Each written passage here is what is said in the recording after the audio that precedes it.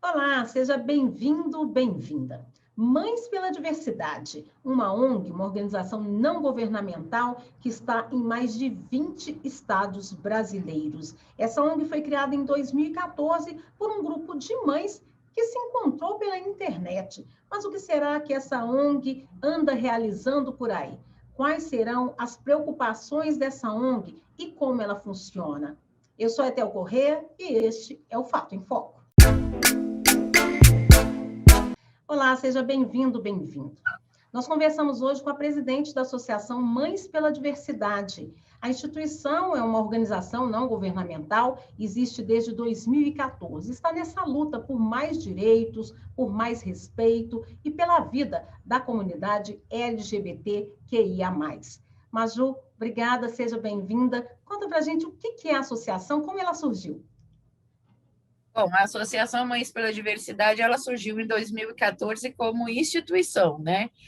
Nós já existimos lá desde o final do Orkut, lá 2008, 2009, e as mães já estavam se juntando. Foi um movimento como todo mundo, né? Aconteceu com todos os grupos que tinham alguma reivindicação, se juntaram através da internet. Então, eu sempre falo que as mães pela diversidade, elas são unidas pelo amor, pelo medo e pelo sentimento de injustiça, né? Num primeiro momento, a gente se juntou lá no fim do Orkut, começo do Facebook, a gente se juntou para lutar por direitos, porque nessa época os LGBTs eram cidadãos de terceira categoria, né? Eles não tinham direitos muito básicos, assim. As pessoas pensam que eles queriam casar para fazer pirraça ou alguma coisa assim. Na verdade, eles queriam casar porque a certidão de casamento, que é aquele papelzinho que ninguém dá o menor valor, contém mais de 80 direitos que eu, como heterossexual, tinha e o meu filho não tinha, né? Direitos como você ter a guarda de filhos debaixo de um guarda-chuva legal, de você compartilhar plano de saúde, de você receber a herança do seu companheiro, de você acompanhar o seu companheiro no momento de doença, porque se você não é casado, o seu responsável legal é aquela família que te expulsou de casa, muitas vezes, né? E que na hora que o seu companheiro de uma vida toda vai para um hospital numa doença terminal, numa UTI, ou mesmo uma hospitalização só, você é impedido de acompanhar essa pessoa, porque você não tem a certidão de casamento que te deixa responsável legal pelo seu companheiro. Então, eram todas essas coisas. A criminalização também era outro absurdo, porque a Marta Suplicy fez a PL da criminalização há mais de 30 anos, né? Então, essa PL ela rodou dentro do Congresso 24 anos, um sentava em cima, o outro engavetava, o outro mandava não sei para onde, e ali era nítido que não existia a menor vontade política de concretizar essa criminalização, quando todas as minorias vulneráveis estavam também debaixo desse guarda-chuva legal, até o consumidor, né, era considerado uma minoria vulnerável e estava no guarda-chuva legal, e a população LGBT não. E a população LGBT é alvo de uma violência imensa, né? Então, ali, o movimento, com 24 anos, e o negócio não andava, o movimento LGBT provocou o STF, entrou, não é assim, as pessoas acham que o STF foi lá e falou, hoje acordei com vontade de criminalizar a LGBTfobia. Não foi assim, né? Foi por omissão do Congresso, o movimento LGBT entrou no STF, provocou o STF para uma decisão, e aí foi criminalizado. Mas tudo isso, né, Theo, é uma coisa muito recente. Nós estamos falando de 6 anos, né? Há 6 anos essas coisas. A doação de sangue também, que a gente lutou muito, era todo sangue doado, todo é testado, todo ele, né? E se existe alguma coisa errada, ele é desprezado. Então, era puro preconceito mesmo, o nome social, porque as pessoas trans, que são uma parte tão pequenininha da sociedade, que a gente nem acredita que possa existir tanto preconceito contra elas, né? O nome social é a dignidade da pessoa, né? Ela ser chamada pelo nome que é da identidade de gênero dela. Então, no começo era isso, né? Naquele comecinho lá era isso. Só que a coisa você, quando fala de LGBT, a coisa é tão imensa, é uma pauta tão densa, com tantas nuances, com tantos vieses, né? E ali a gente foi se reorganizando, porque a gente, por exemplo, a mãe, quando o filho se assume LGBT, essa mãe ela sofre muito, né? Ela sofre muito, inclusive muito preconceito. A mãe é o segundo alvo do preconceito, sem dúvida. Ela é a culpada, ela mimou e tem todas essas coisas aí no imaginário coletivo aí que as pessoas falam. E quando essa mãe vê fechadas as portas mais perto da vida dela, a família própria dela, a irmã, o cunhado não aceita, não sei quem, não sei o quê. Então ela começa a sentir esse preconceito e além do medo de que o filho sofra uma violência, né? Quando essa mãe ela chega para nós, ela chega destruída, ela chega com fobia social sempre, síndrome do pânico, depressão, ameaça de suicídio. Ali nós percebemos que a gente ia ter que dar um jeito de ter profissionais para receber essa mãe, para ela ter com toda a responsabilidade, para ela ter todo o atendimento que ela precisasse, além do acolhimento das outras mães, né? E cada dia que passa, a gente continua com novas pautas, com novas coisas. O Mães é suprapartidário, né? O Mães é suprapartidário, nós temos mães de todas as ideologias políticas, nós temos mães de todas as etnias, as raças, as profissões, as classes sociais, nós temos mães de tudo quanto é jeito, de toda religião.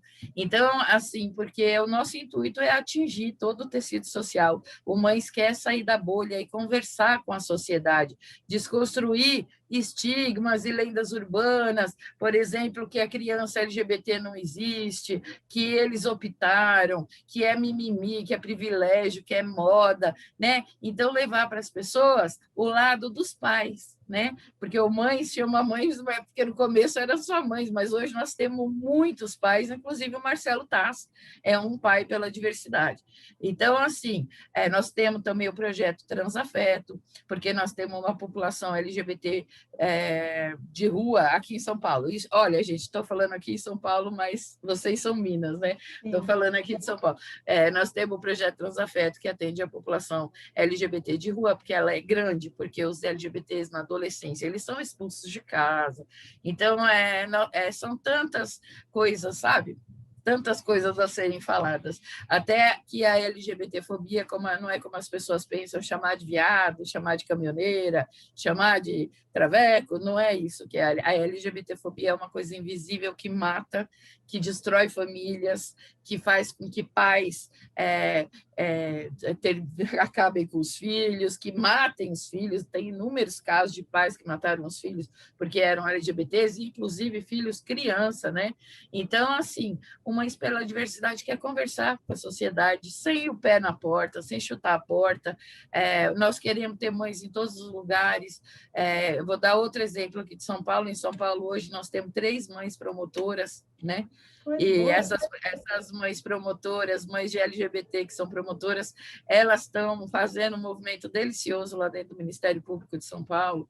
O Procurador-Geral de Justiça, o ano passado, me convidou para várias lives com ele para assinar avanços da causa LGBT dentro do Ministério Público, provocados por essas mães. Então, nós temos mães na saúde, a nossa chefe do nosso grupo de trabalho de saúde ela é ebiatra, é pediatra de adolescentes, é chefe da ebiatria do Albert Einstein, é voluntária do Hospital das Clínicas, do ambulatório de trans. Enfim, o nosso intuito é colocar a mãe em todo lugar. Nós temos mãe na Fundação Casa, nós temos mãe na educação, na universidade, temos mãe pós-doutora. Então, o nosso intuito é chegar em todo lugar, chegar na comunidade, chegar na classe alta. Nós temos mãe que é auxiliar de limpeza e mãe que é pós-doutora, pai que é segurança e pai que é dono de construtora, porque todos de mãos dadas pelos filhos, né? O que nos une são os nossos filhos. Maju, me conta uma coisa, o que me foi dito é que o Mães, ele só recebe as mães e os pais. Os filhos não participam, então, dos encontros? Não participam. Não participam. É um espaço de discussão dos pais, então, é isso? É exatamente isso, os pais que mandam no mãe. Olha, veja bem, até não adianta você, por exemplo, você levar uma mãe da comunidade para falar nos jardins, né? Existe uma coisa de discurso. Por exemplo, eu sou jornalista, eu não falo, quando a pauta é psicologia, saúde, jurídico, educação, eu não faço. Eu dou para a mãe de direito ali, para a mãe psicóloga, para a mãe médica, para cada qual no seu quadrado, né? Então, existe, quando você pensa em gerações, existe o mesmo problema, né? Mãe e filho têm visões de mundo, tem coisa, completo, o discurso é tudo completamente diferente. O Mães não é transgressor, por exemplo. A transgressão não nos cabe, né? Nós somos pessoas sérias, né? Apesar de que no imaginário coletivo a mãe da pessoa LGBT é uma desajustada, na verdade nós somos pessoas sérias, que trabalham, que têm suas famílias. Eu sou casada há 35 anos com a mesma pessoa, um economista que ama o filho, adora o filho, entendeu?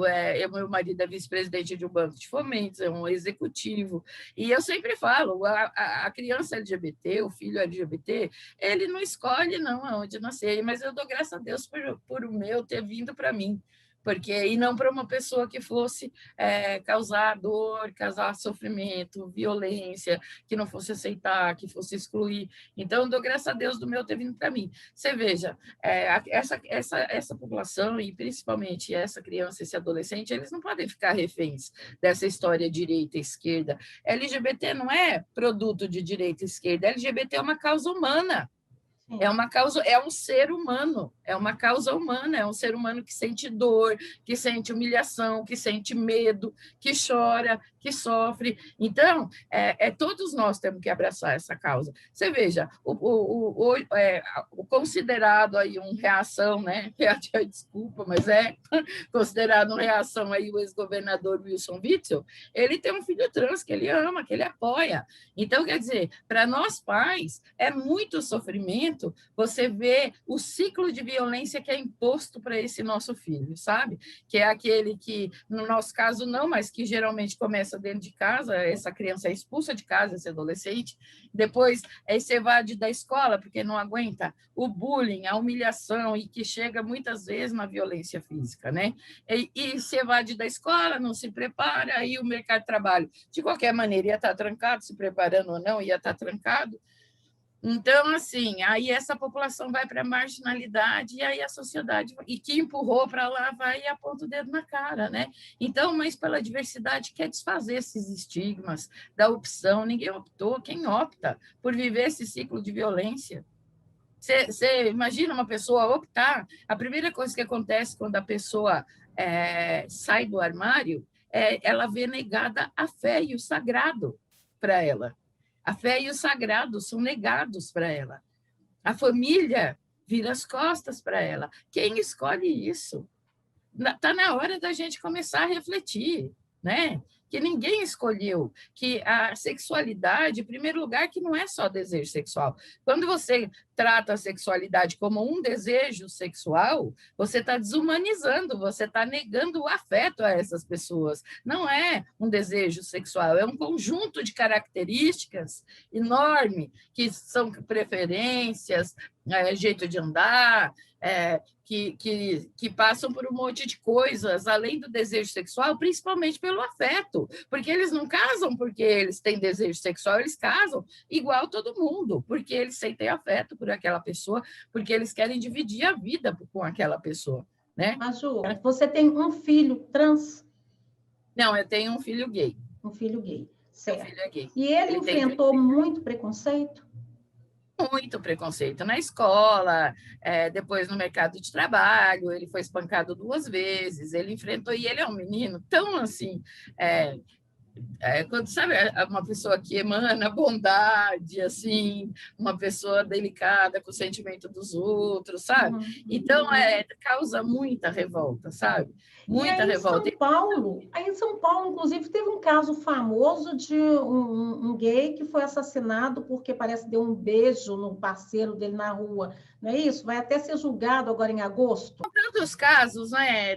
São tantos casos que é difícil a gente lembrar de cada um, mas os heterossexuais também estão sujeitos ao crime de LGBTfobia. Existem vários casos de irmãos que estavam abraçados e foram espancados, um deles morreu, do pai que foi amplamente divulgado que arrancaram a orelha do pai que estava abraçado com o filho, né?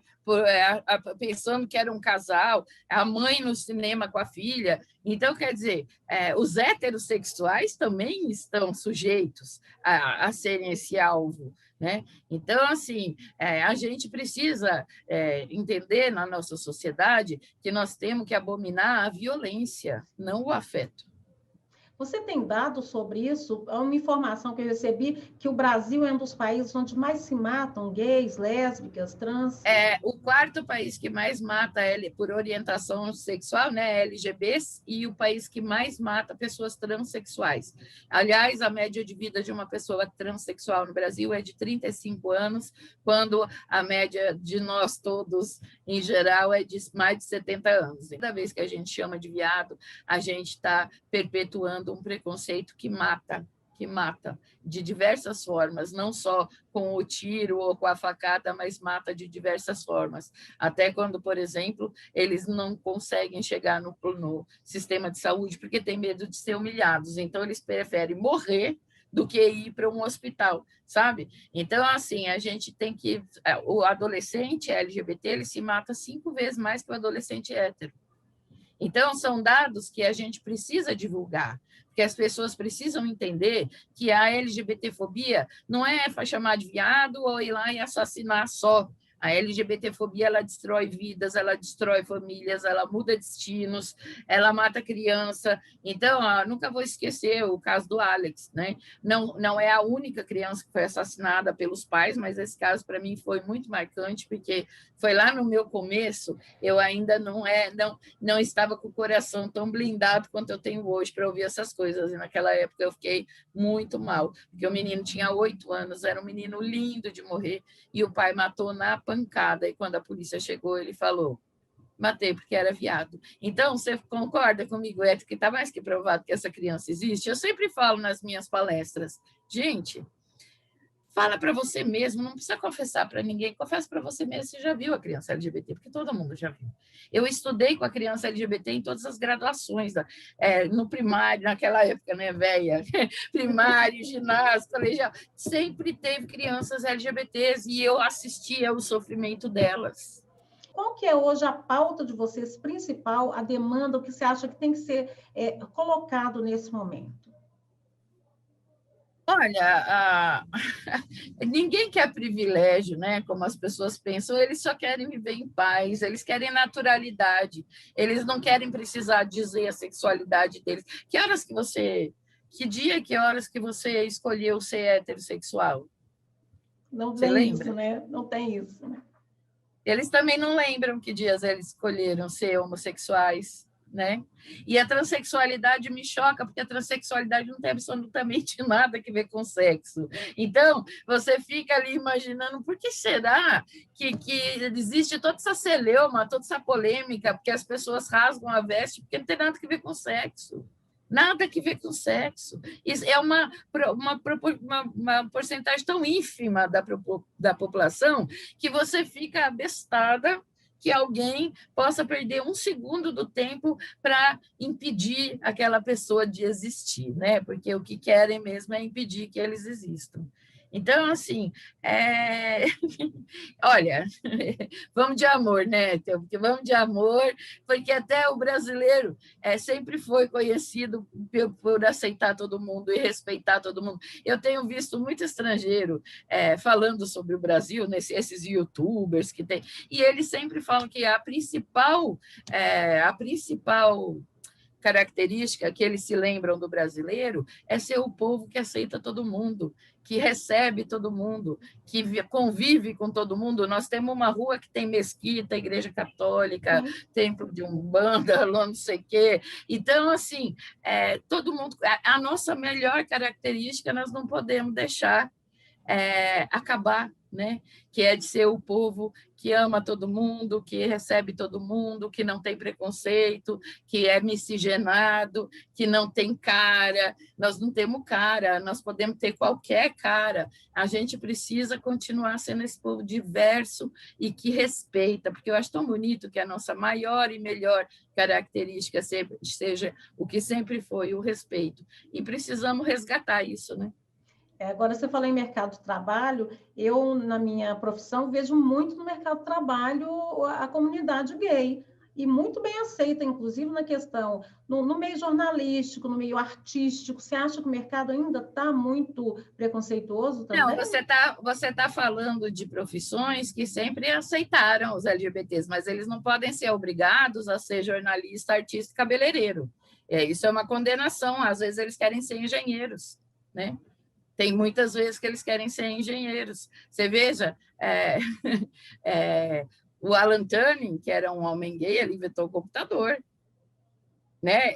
Hoje ele será um TI, entendeu? Então, assim, eles querem ter outro tipo de profissão, mas está melhorando, né? E está melhorando, e eu vou te falar mais uma coisa, eu tenho muito orgulho de dizer que não é mais uma cultura gringa.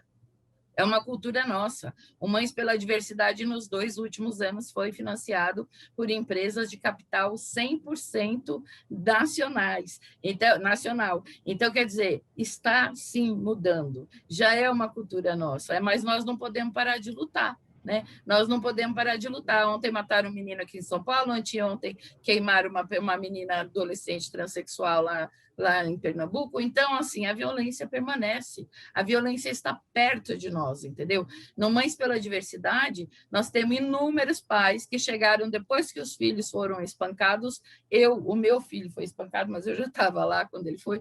E assim, nós temos pais que perderam já os filhos para a LGBTfobia, que são casos já julgados, já houveram condenações, e esses pais estão no Mães pela Diversidade porque eles falam que não querem que nenhum de nós passe pelo que eles passaram de ter que reconhecer o corpo de um filho morto por um crime de ódio, que eu não sei se você sabe que o crime de ódio é aquele que desfigura, né? A característica do crime de ódio é não ser uma facada, ser 100 facadas, não é um tiro, é descarregar o revólver, e é geralmente o rosto, que é o mais visado.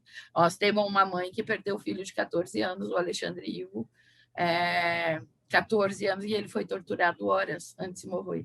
Você imagina o sofrimento dessa mãe? Nós não podemos mais impor, como sociedade, esse tipo de sofrimento para as pessoas, né? Nós precisamos criar filhos não racistas, não LGBTfóbicos, não xenófobos, não nenhum tipo de preconceito contra a mulher, contra o PCD, contra todo mundo. A gente tem que lutar para ser uma sociedade humana e que respeita todo mundo como nós sempre fomos.